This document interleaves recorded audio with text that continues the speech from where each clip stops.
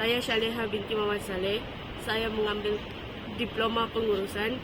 Hari ini saya ingin membentangkan tentang isu rasuah yang berlaku di Malaysia. Hari ini saya ingin berkongsi dua kes rasuah, iaitu kes pertama iaitu Artana Felda yang ada di Sarawak dan pelakunya Tan Sri Muhammad Isa Abdul Samad, dan kes kedua ialah Tabung Haji di Selangor, pelakunya Datuk Dr. Ashraf Majdi. Maksud rasuah ialah rasuah merupakan satu bentuk penerimaan atau pemberian suapan sebagai upah atau dorongan seseorang individu kerana melakukan atau tidak melakukan sesuatu perbuatan yang berkaitan dengan tugas rasmi. Suapan terdiri daripada wang, hadiah, bonus, undi, perkhidmatan, jabatan, upah ataupun diskaun. Rasuah dapat merosakkan masa hadapan bangsa dan negara. Selain itu, budaya rasuah dalam kalangan penjawat awam dianggap seperti satu kebiasaan dan sudah menjadi bara yang akan merosakkan institusi negara secara perlahan.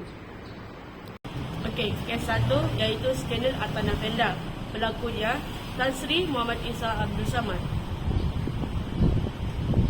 Skandal Artana Felda yang berlaku pada 3 Februari 2021, ia dilakukan oleh Tan Sri Muhammad Isa Abdul Samad atas 9 pertuduhan menerima rasuah sebanyak 3.9 juta. Muhammad Isa, 72 tahun, dituduh menerima uang tersebut daripada Ikhwan Zaidal, iaitu ahli lembaga pengarah gagasan abadi properti Sembilan Berhad. Menerusi bekas pegawai politik as beliau, Muhammad Zaid Muhammad Arif dan Hakim Muhammad Nazlan Muhammad Ghazali ketika menjatuhkan hukuman tersebut di Mahkamah Seksyen Kuala Lumpur. Kuala Lumpur pertuduhan pecah amanah dan 9 pertuduhan menerima rasuah. Muhammad Isa tidak mengaku bersalah ke atas pertuduhan, dan pada 14 April 2019 secara rasminya Mahkamah Seksyen Kuala Lumpur dibenarkan kes ini dipindahkan ke Mahkamah Tinggi. Tidak cukup itu, pada 19 April 2019 Mahkamah telah menjatuhkan hukuman penjara selama 6 tahun dan mendapat denda sebanyak 15.45 juta. Punca rasuah yang ada di skandal Artana Felda iaitu ada unsur penipuan dapat dilihat dengan jelas dalam skandal melibatkan Artana Felda di Jalan Semarak, Kuala Lumpur. Seorang peguam Artana terkemuka yang mengesan sekurang-kurangnya dua hal yang tidak terkena dalam urusan pindah aset milik berkenaan. Sebagai agensi induk kepada peneroka pencapaian kejayaan besar dari segi keuntungan dan nilai berbilion, sehingga Felda Global Ventures memecah amanah dan menyalurkan keuntungan ke beberapa ahli politik dan anggota pengurusnya. Pada 2017, yang tinggal adalah kerugian bersih sebanyak 4.9 bilion. Hanya dalam waktu singkat keuntungan bertukar ke kerugian besar. Syarikat itu menghondol. Syarikat itu menghondol berbilion ringgit daripada beberapa pelaburan dan perniagaan bertujuan mengkayakan individual, politik dan anggota pengurusan tertentu. Akibat menginginkan kenaikan pangkat, maka mereka melakukan rasuah dan mengakibatkan ianya banyak merugikan keuntungan dalam Artana tersebut. Maklumat tambahan untuk kes Artana ini ialah punca-punca rasuah yang berlaku, iaitu sikap mata duitan disebabkan oleh sikap negatif individu yang suka bermewah-mewah di luar kemampuan mereka dan menyebabkan mereka dikagumi dan dihormati. Hal ini mendorong mereka kepada kes jenayah dengan mengambil rasuah. Yang kedua ialah pegangan agama yang rapuh. Disebabkan individu yang tidak mengamalkan ajaran agama, punca rasuah yang kedua ialah pegangan agama yang rapuh.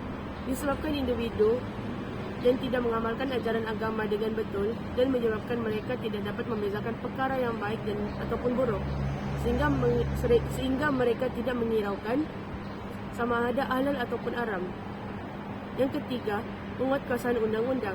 Kekurangan anggota penguatkuasa ini menyebabkan pemantauan mereka terhadap rasuah tidak dapat komitmen untuk membatas rasuah dalam kalangan kita, dan mereka sanggup didakwa di mahkamah atau kesalahan rasuah daripada berhenti untuk mengambil rasuah.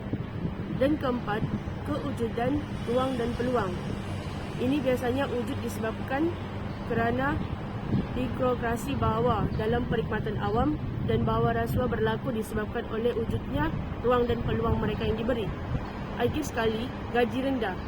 Gaji rendah ini mendorong individu untuk mengambil rasuah bagi meningkatkan pendapatannya, dan pegawai awam berjawatan rendah yang berada di bandar lebih cenderung untuk mengambil rasuah kerana kos sara hidup di bandar adalah tinggi. Kes kedua ialah skandal tabung haji berlakunya Dato' Dr. Mujahid Yusof Rawah. Dato' Mujahid Yusof Rawah yang telah mengambil uang daripada tabung haji sebanyak 76% aset tabung haji yang melibatkan tanah perladang.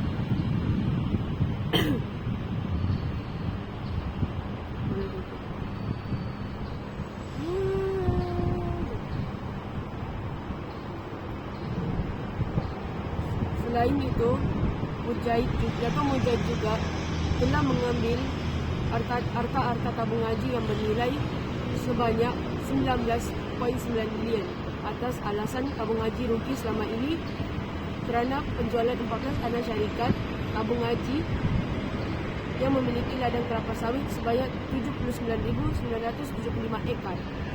Membuat Ketua Pemuda UMNO Malaysia iaitu Ashraf Wajid mendesak agar Mujahid segera meletakkan jawatan. Selain itu, laporan turut dibuat berhubungan tabung haji pada 2012 dan penyelewengan yang terlibat ialah Tan Sri Ismail Azlina Muhammad Khalid dan Rifini Muhammad Arif pada tahun 2012. Pada tanggal 1 Disember 2018, Lembaga Tabung Haji melibatkan salah guna kuasa yang dilakukan oleh pemimpin di Bukit Aman iaitu Datuk Seri Amar Singh Ishahar Singh. Seketika ini pihaknya membuat kertas siasatan mengikut Seksyen 420 dan 409 Kanun Keseksaan kerana menipu. Angka tersebut dipetik untuk melalui penyata kewangan tabung haji pada tahun 2016. Laporan itu mendakwa jurang kekurangan mungkin lebih besar berbanding daripada 2017 dan 2018. Penyelewengan tersebut sebanyak 22 juta pada 25 Disember 2018 dan Mujahid Yusof telah ditahan oleh SPRM dan dihukum penjara selama 20 tahun. Kesimpulan rasuah ialah, kesimpulannya, banyak cara yang boleh diadaptasi di negara kita untuk membendung gejala rasuah yang semakin membara. Masyarakat umum perlu sentiasa diingatkan supaya tidak terjebak dengan gejala ini kerana sepandai-pandai tupai melompat akhirnya jatuh ke tanah juga. Pemberi dan penerima rasuah wajar dihukum dengan hukuman yang setimpal sebagai pengajaran kepada orang ramai. Selain itu, setiap di antara kita menjalankan obligasi masing-masing, khususnya penguat kuasa, agar polemik ini diselesaikan dengan cepat. Kesannya kepada masyarakat akan bertambah integriti dan dipercayai oleh negara asing untuk menjalankan unsur dan perihal-perihal lain yang membolehkan meningkatkan imej negara di persada dunia.